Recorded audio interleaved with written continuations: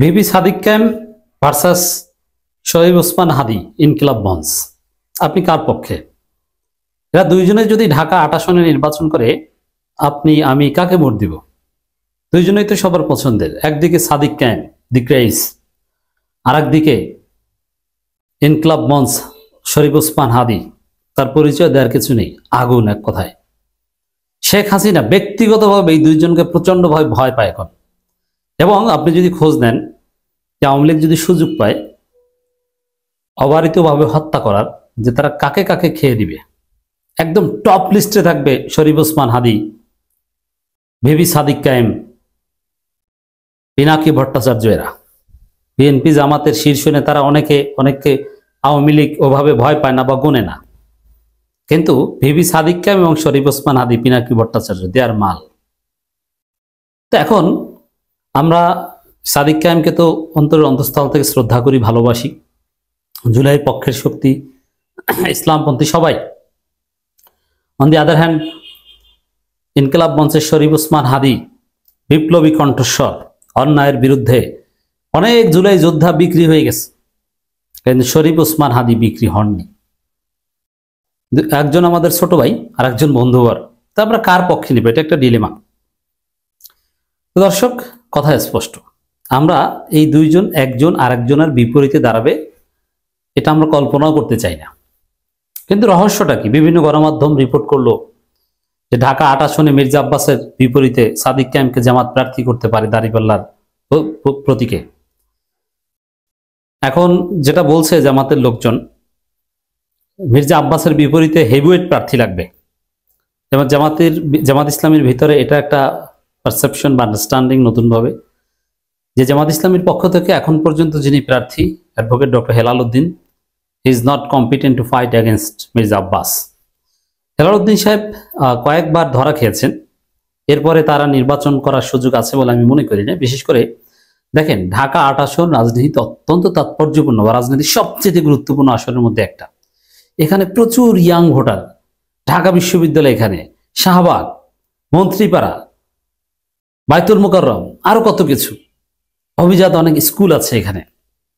এমনকি বুয়েট মেডিকেলের কিছু কিছু অংশ এখানে পড়েছে। তো সেই জায়গার প্রার্থী যিনি হবেন তাকে অবশ্যই হেভিওয়েট হতে হবে। কিন্তু অ্যাডভোকেট ডক্টর হেলাল উদ্দিন সাহেব কিছু টক শোতে তার যে পারফরমেন্স, এটা জামাতকে অপমান করেছে, জামাতকে ডুবিয়েছে, কথাই বলতে পারেন না, নাকানি চুবানি খাচ্ছেন। তিনি কেন টক শোতে যান বা জামাত কেন অ্যালাউ করে বা তাকে কেন ডাকা হয়? তাকে যারা ডাকে তারা মজা নেয়, সহজে পচাতে পারে, পুরো জামাত সহ পচায়। এটা একটা সমস্যা। আর একটা সমস্যা হচ্ছে যে হেলাল উদ্দিন সাহেব আসলে ওইভাবে, দেখেন তিনি অনেক ভালো মানুষ, সৎ লোক, সব ঠিক আছে, তিনি ভালো দায়িত্বশীল, দুঃসময়ের নেতা, সব ঠিক, কিন্তু নির্বাচনে জিতে আসার মতো আকর্ষণীয় কোনো প্রার্থী না।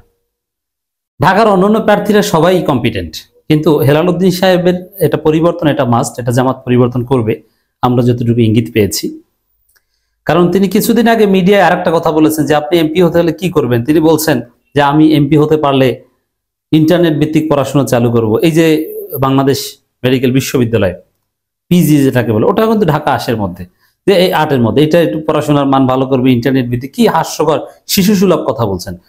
এবং নামের পেছনে অ্যাডভোকেট ডক্টর, এই ডক্টর নিয়েও যদিও জামাতের বা শিবিরের সাবেক নেতাদের ডক্টরেট নিয়ে হাসাহাসি এমনিতে আছে, যেটা আসলে ওটা ভুয়া ডক্টর, এটা অরিজিনাল ডক্টর, হোয়াট এভার, এটা ভিন্ন আলোচনা।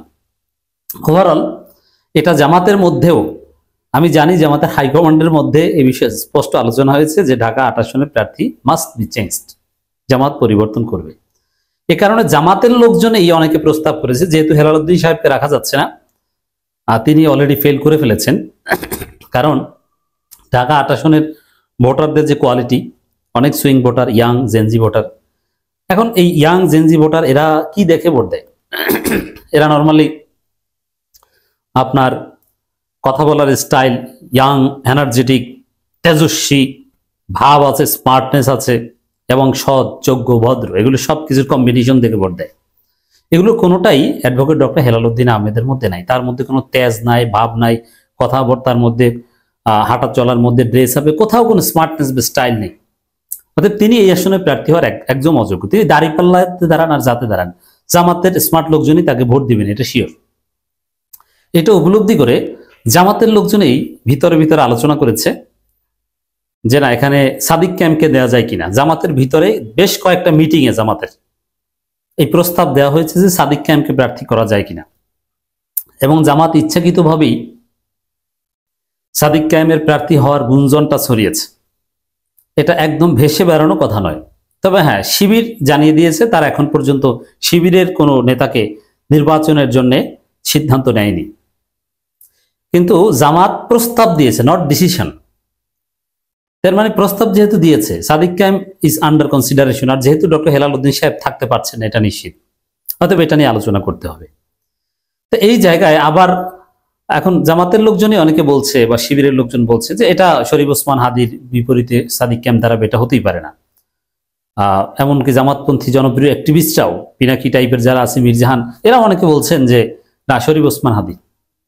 আমি শিবিরের ঢাকা বিশ্ববিদ্যালয়ের সাবেক নেতৃবৃন্দকে দেখলাম যে এরা শরীফ ওসমান হাদির পক্ষে, সাদিক ক্যাম্পকে এখন নির্বাচনে এইভাবে অথবা বিশেষ করে ওসমান হাদির বিপরীতে দাঁড় করাতে রাজি নয়। আবার এটাও ঠিক, মানে সবাই বলছে ওসমান হাদিকে ছেড়ে দেন। আবার এটাও বলা হচ্ছে, বা এটাও একটা পারসেপশন, এটা রিয়ালিটি, যে ঢাকা ৮ দি মোস্ট পলিটিক্যাল নির্বাচনী আসন। এই ঢাকা ৮-এ শিবিরের কেন্দ্রীয় অফিস, ঢাকা বিশ্ববিদ্যালয়, পিজি হসপিটাল, মন্ত্রীপাড়া, হাইকোর্টের একটা অংশ, প্রধান বিচারপতির বাসভবন, কাকরাইল মসজিদ, বাইতুল মোকাররম, অভিজাত বাণিজ্যিক কিছু এলাকা ঢাকা ৮-এ, ভিকারুন্নিসার একটা অংশ। এই বেলি রোড বা অভিজাত এলাকাগুলো, এটা এটা কোনো দল যারা ক্ষমতায় আসতে চাচ্ছে, ক্ষমতার জন্য রেডি, তারা ঢাকা ৮ আসন ছাড়তে চাইবে না। এজন্য জামাত অ্যাট এনি কস্ট ঢাকা ৮ আসন, যেহেতু তারা সম্ভাব্য ক্ষমতাসীন দল, এটা তাদের একদম নিজস্ব প্রার্থীর মধ্যেই রাখতে চাইবে। এটা কাউকে সমঝোতার ভিত্তিতে চরমনাইব, আরো যারা জামাতের জোটের মিত্র থাকবে কাউকে ছাড় দিবে না, এবং দেওয়া উচিত না, এটা কিন্তু একটা বিষয়। তাহলে শরীফ ওসমান হাদি যেহেতু জামাত না, তিনি স্বতন্ত্র নির্বাচন করার সিদ্ধান্ত নিয়েছেন, আর জামাত তার ক্ষমতা কেন্দ্রিক চিন্তা ভাবনা থেকে ঢাকা ৮ আসন মাস্ট তাদের লাগবেই, এই আসনে তাদের জিততেই হবে।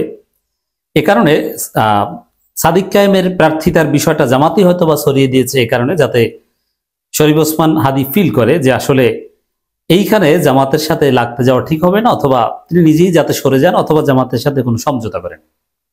এটা শরীফ ওসমান হাদির সাথে জামাতের সমঝোতার কৌশলের অংশ হিসেবেই সাদিক কায়েমের প্রার্থিতার বিষয়টা সামনে এনেছে। এখন আমাদের করণীয় কি? যেহেতু জামাত ইসলামের বৃহত্তর স্বার্থে ঢাকা ৮ জামাতের সরাসরি দাঁড়িপাল্লার প্রার্থী লাগবেই, this is final, no consideration, no compromise here. এ কারণে কথা একটাই, যদি শরীফ ওসমান হাদি জামাতের সমর্থন চায় তাহলে তাকে দাঁড়িপাল্লা নিয়ে নির্বাচন করতে হবে। জামাত ইসলামীতে যোগ দিক, রোকন হওয়া জরুরি নয়, দাঁড়িপাল্লা প্রতীক নিয়ে নির্বাচন করতে রাজি হোক, জামাত তাকে সমর্থন দিবে বলে আমি বিশ্বাস করি। কিন্তু দাঁড়িপাল্লা ছাড়া স্বতন্ত্র কোনো প্রতীকে জামাত সমর্থন দিবে না, দেওয়া উচিত হবে না। আমরা শরীফ ওসমান হাদিকে, দাঁড়িপাল্লা বিহীন শরীফ ওসমান হাদিকে সমর্থন করি না, আমরা সমর্থন করব দাঁড়িপাল্লাকে। তবে হ্যাঁ, দাঁড়িপাল্লার প্রার্থী ওই দুর্বল হেলাল উদ্দিন হলে হবে না, স্মার্ট ইয়াং এনার্জেটিক প্রার্থী হতে হবে। যদি সাদিক কায়েমকে দাঁড় করানো না হয়, তাহলে দাঁড়িপাল্লার সাবেক কোন বিশ্ববিদ্যালয়ের ভিসি বা এরকম 4 জন তালিকায় আছে জামাত নমিনেশন দেবে, তাদের মধ্যে একজনকে ঢাকা ৮-এ দাঁড় করিয়ে দেওয়া হোক, যিনি হেভিওয়েট, সাবেক কোন ব্রিগেডিয়ার জেনারেল বা এটিভির কাউকে দাঁড় করিয়ে দেওয়া হোক, ব্যাপার না। কিন্তু শরীফ ওসমান হাদি যদি সমর্থন পেতে চায়, আমরা সমর্থন করব, তবে তাকে দাঁড়িপাল্লায় নির্বাচন করতে হবে। উইদাউট দাঁড়িপাল্লা কাউকে সমর্থন করা যাবে না। এখন শরীফ ওসমান হাদি যদি দাঁড়িপাল্লায় নির্বাচন করতে রাজি না হন, কোনো সমঝোতা চান, ঠিক আছে, তিনি ঝালকাঠিতে করুক, ওখানে জামাত সমর্থন দিবে কিনা জামাত ভেবে দেখবে। এটা আমাদের অবজারভেশন, আমাদের বিশ্লেষণ, নাগরিক হিসাবে আমাদের মতামত। তা জামাত সিদ্ধান্ত নেওয়ার ক্ষেত্রে আমরা বিশ্বাস করি আমাদের এই মতামত কাজে লাগবে। তবে এটাও ঠিক, আই রিপিট, জামাতের লোকজন দেখেন, শরীফ ওসমান হাদি ওইরকম সিরিয়াস কোনো ফিগার সেটা না, কিন্তু তার অনলাইনে একটা ব্যাপক ফ্যান বেজ আছে। আবার ঢাকার ভোটাররা তাকে ভোট দিবে ব্যাপকভাবে, এটা মনে করার কোনো কারণ নেই। আবার আপনাকে এটাও বিশ্বাস করতে হবে যে Sharif Osman Hadi whoever he or she, Sadik Kayem বা দাঁড়িপাল্লার কেউ দাঁড়ালে সেখানে শরীফ ওসমান হাদি বা এরা তেমন কোনো গুরুত্বপূর্ণভাবে দাঁড়াতেই পারবে না। অর্থাৎ দাঁড়িপাল্লার সামনে, দাঁড়ি শেষের সামনে শরীফ ওসমান হাদি কিচ্ছু না। তবে হ্যাঁ, যদি দাঁড়িপাল্লার প্রার্থী থাকে, শরীফ ওসমান হাদি থাকে, তাহলে শরীফ ওসমান হাদিকে মির্জা আব্বাস নিজের টাকা দিবেন, এতেও কোনো সন্দেহ নেই।